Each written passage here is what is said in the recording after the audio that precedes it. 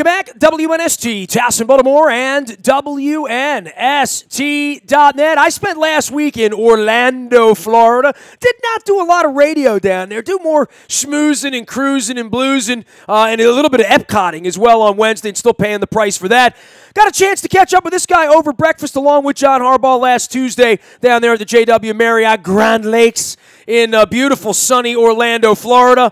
We welcome Garrett Downing on from BaltimoreRavens.com. You know his work out there is chasing the coach and the owner and the executives around inside of the castle and doing mock drafts, among other things. It feels quiet, right? If you're just a regular Raven fan now, waiting for the draft, but I know you're there early and you're there late. The Purple War Room is percolating here the next 3 weeks, right?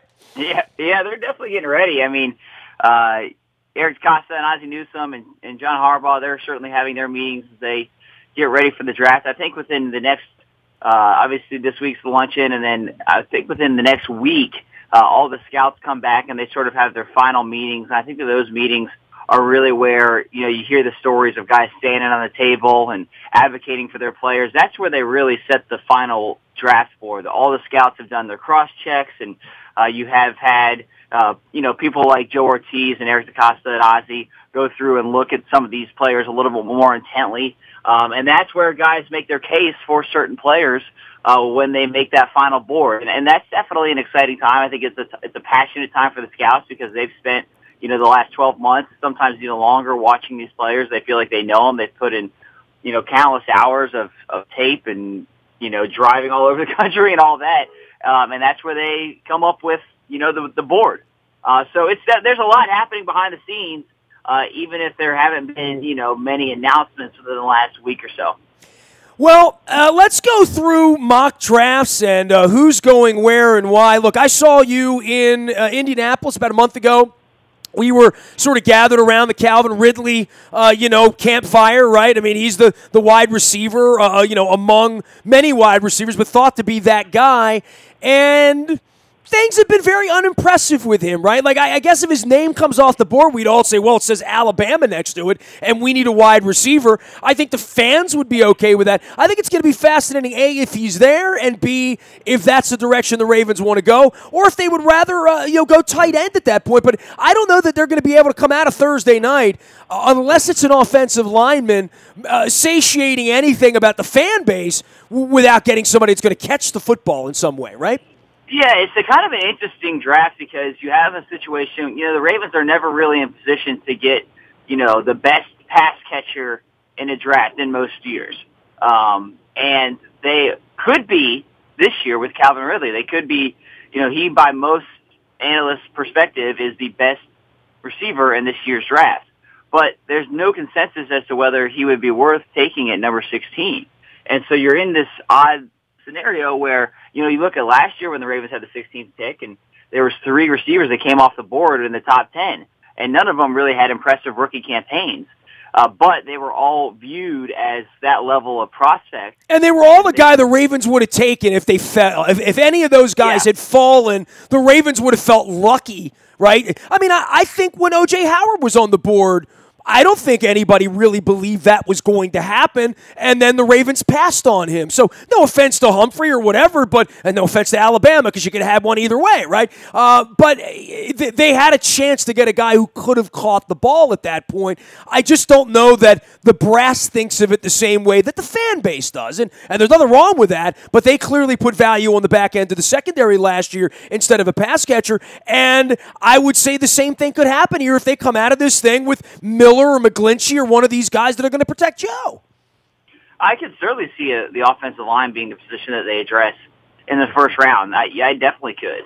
But they're going to add pass catchers. The question is, and this is really the most interesting thing to me going into this year's draft, basically the consensus from everybody you talk to, Mel Kiper, Daniel Jeremiah, Todd McShay, all of these guys, the consensus feeling, and even internally, Joe Ortiz, Eric Costa, there's not this top-end receiver. There's not an A.J. Green, a Julio Jones, somebody that everybody can look at and circle and say he's a top 5 receiver that's going to come off the board really early. But there's good depth at the position, and it seems that the sweet spot is late first, early second for a lot of these pass catchers, tight ends and wide receivers included. Well, the Ravens are middle first and middle second. And so I expect there to be a run on receivers in that late first, early second. So what I'm curious to see is if the Ravens maneuver. Do they move back in the first round to try to get, you say you go back to a 23 or some, I'm just picking a number, and you get DJ Moore. That would be an exciting move. Or maybe you move back and you get Calvin Ridley. Or you move back and then you stay put in the first round, you move up in the second round, and you try to get one of those receivers or a tight end that everybody is talking about. And so I don't think the Ravens want to be in a position where, say they take offensive line in the first round, and then in the second round, these guys start flying off the board. DJ Moore's gone, Cortland Sutton's gone, James Washington's gone, and then they're in kind of a pressing need to move up and try to get somebody when some of the best ones could be gone. That's the nightmare scenario, and I think that this could be a really interesting draft for the Ravens in terms of how they have to maneuver around the board on Thursday and Friday.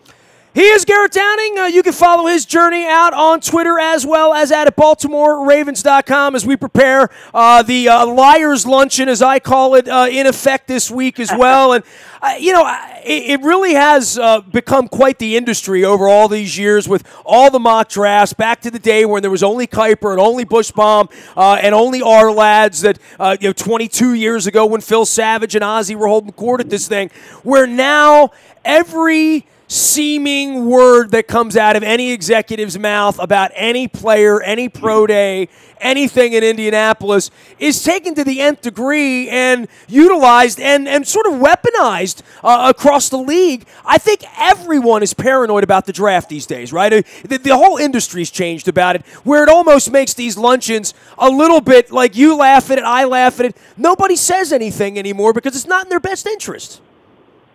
Yeah, I mean, you definitely, this time of the year, you have to, I guess, be cognizant of everything that's being said. And I always am wary when you hear the story of, an anonymous source said that X player has this issue. Well, does he really have that issue, or is that just a team that's a little bit later in the draft that's hoping that he's there when they're on the clock? Those are all the kinds of things that you have to just watch out for this time of the year. I think that when I always joke when we do interviews with Joe Ortiz around this time and say, okay, how much of what you're about to tell me is going to be true?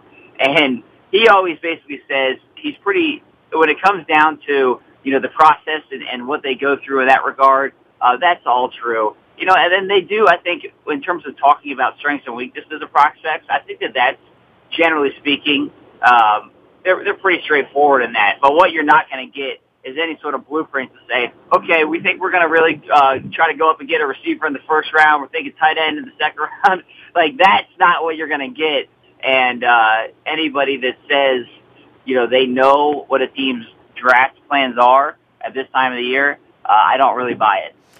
Well, and then there becomes the whole issue of what other teams are going to do. And I think the big picture every year when the Ravens are drafting in this sort of middle part of the round is how many quarterbacks are going to go ahead of them, who's going to be coveted, who do you know is not going to make it down, and then where is that list of 5 or 6 players that could be in that sweet spot of where you are versus what you want and what the value would be to back up. I think there's going to be a lot of action in front of them on these quarterbacks this year. It's rare that a crop of quarterbacks is this well regarded, and the amount of teams that need a quarterback also being there, I think there's going to be a little wild, wild west going on here in the days leading up to the draft on Thursday the 28th. Oh, I absolutely agree. You could have a situation where you have 4 quarterbacks fly off the board in the first 4 picks. I don't necessarily think that's a guarantee by any stretch, but there is a lot of interest in these players. And it seems like teams are willing to try to move up and get some of them. And if you get into a bidding war where a team like the Dolphins, wants to move up and try to get one of these guys, well, now you're going to be in a situation where, maybe they can have, you take the Giants at number 2, for example. If they're not sold on one of these quarterbacks and they want to roll with Eli Manning and they get a good offer from a team to move back a little bit and then get another, say, first-round pick, then they may be willing to do that. And you could have, all 4 quarterbacks gone before you get to the 5th pick.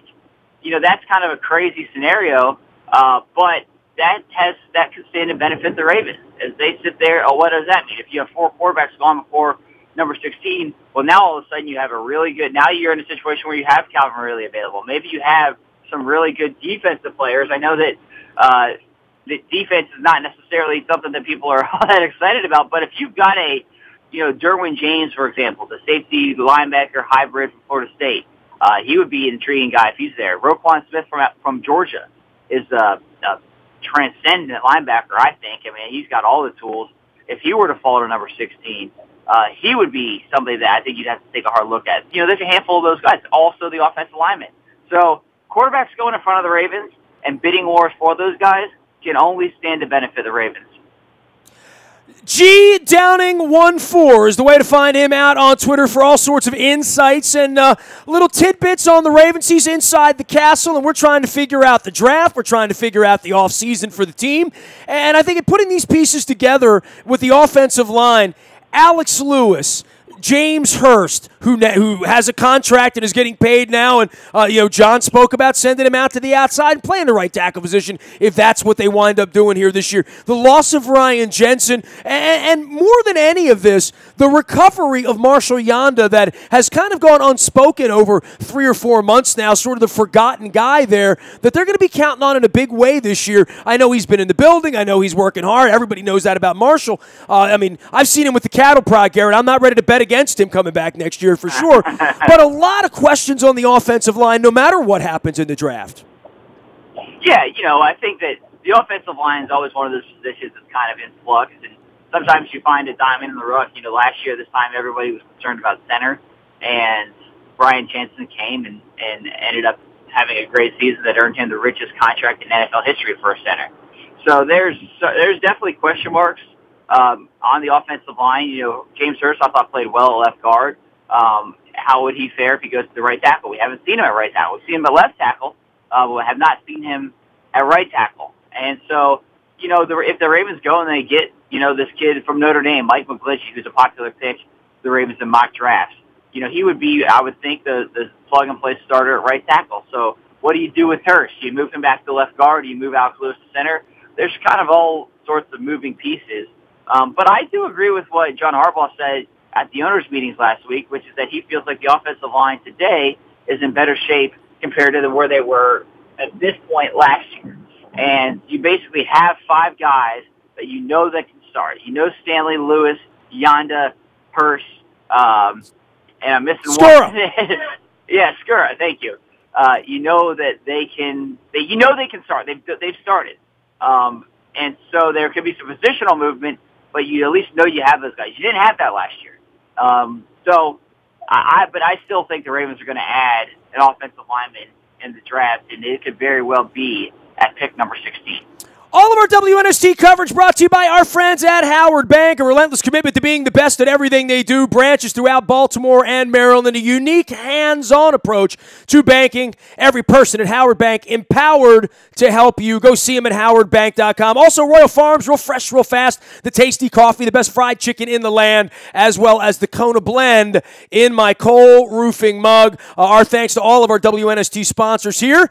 And the Maryland Jockey Club, notwithstanding the entries now out on the front of WNST.net, as well as in our morning newspaper. That ships to you at 7 a.m. each and every morning. It's all powered up by Planet Fitness and PlanetFitness.com, where it's still $10 a month, and they are getting you in great shape. Garrett Downing from the Baltimore Ravens and Ravens.com is our guest. I saw him last week over breakfast with John Harbaugh. The McGlinchey thing's interesting because it wouldn't be sexy for anyone, but I think that if somehow, some way, the Ravens get a bookend tackle, that's what happens here. And I said the 28th. I meant the 26th of the month. I'm getting my dates confused later. By the way, the 26th is the anniversary of the Ray Lewis drafting. So if you go way into the Wayback Machine, so that kind of feels nice this year. But if McGlinchey falls into there, I think they take that pick, take him off the board, plug and play him, and they're as happy as they were when Stanley fell to him a couple years ago. Yeah, I don't think Mike McGlinchey would be a bad pick at all. I was impressed with him, his demeanor at the Combine. I just thought he has, you look at him physically, he's certainly got the size to be somebody that is not going to struggle at all with making the jump to the NFL. He played left tackle, right tackle at Notre Dame. Notre Dame's got a great pedigree in terms of putting offensive linemen into the NFL, Ronnie Stanley being one of them, Zach Martin. You can go down the list. They've got a good recent history of producing offensive linemen. So I think that would be a good pick. And, then you look at that offensive line and you feel like, I think you feel really good about it. And then you still have to address pass catcher, particularly a young pass catcher. But then you go back to what I said a little bit earlier, which is maybe you maneuver a little bit in the second round. You try to trade up.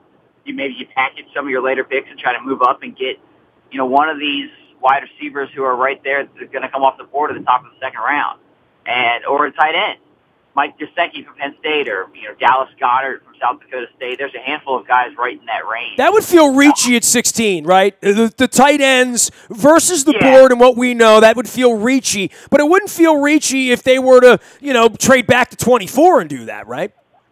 Yeah, I don't think the Ravens take a tight end at 16. That would surprise me. Based on what, again, the analysts say, Mel Kiper talked about this recently, that he doesn't feel like there's a tight end that would be worth taking at number 16. There's not that O.J. Howard type player in this year's draft. There's some guys that really have some big potential, but I would think that those guys would be late first, early second.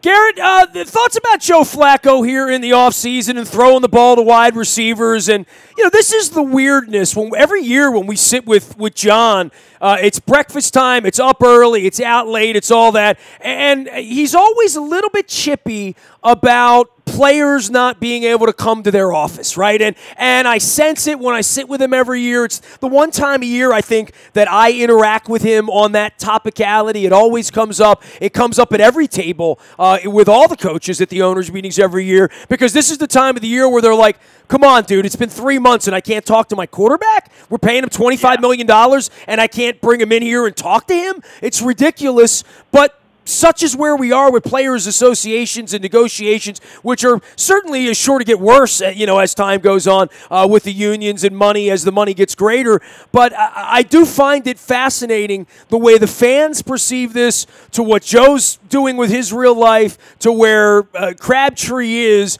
and the notion of throwing the football to these guys that last year it wasn't possible with an injured quarterback. A couple of years ago it wasn't possible with labor strife and other issues. Now it's sort of possible, and the building's opening up this week, right? So we're now getting into the think, play, act, teach, coach football part that John likes and all the coaches like, and I think all the players like too if they want to get better.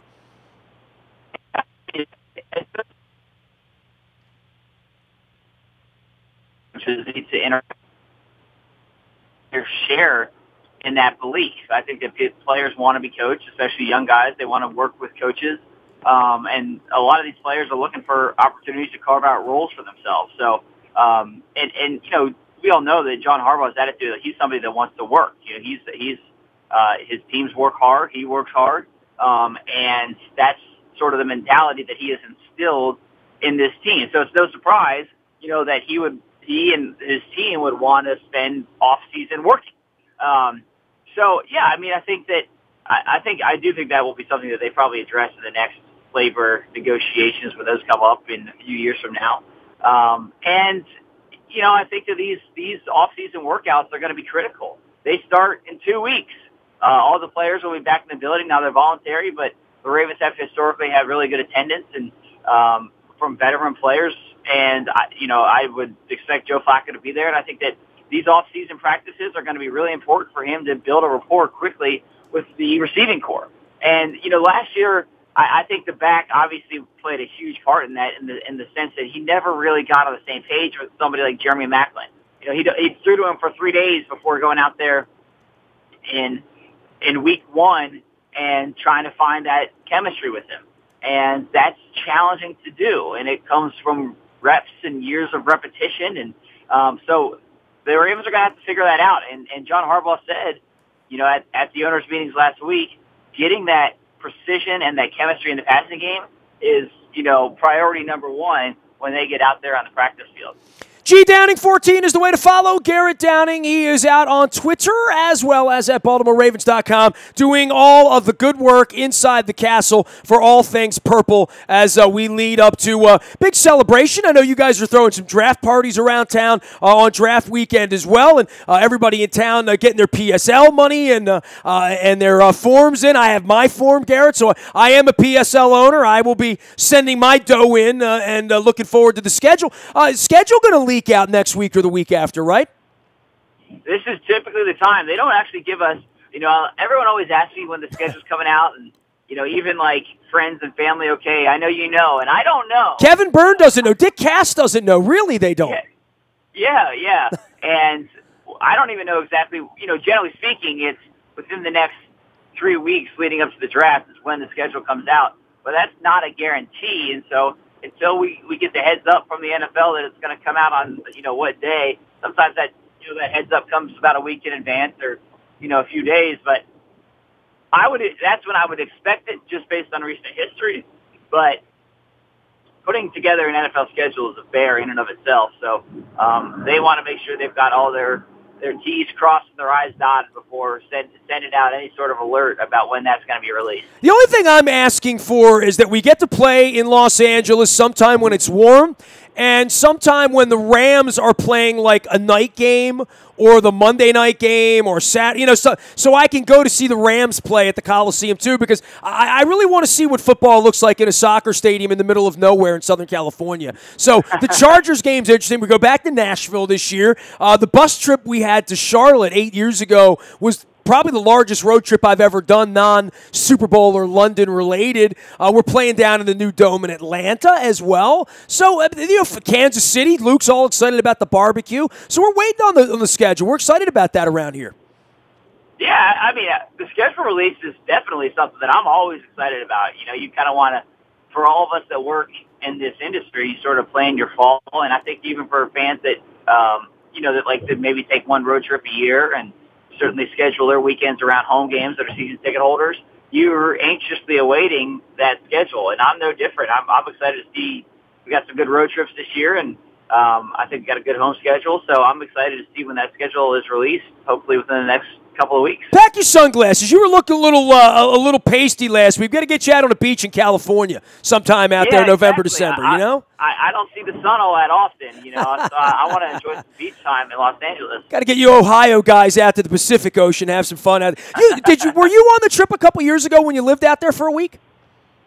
I was. That was the Northern California experience. That was a San Jose experiment, right? That was the San Jose experience. Much different than, I think, Los Angeles. I don't think they're going to do that anytime soon. But, yeah, I was out there. So I got my California fix for the week out there. I think that was 2016. You know what I'm thinking of doing is just basing the whole thing in San Diego anyway to give people an old-school San Diego trip one last time. Because I know one thing, the Chargers aren't going back there. I'm pretty sure of that.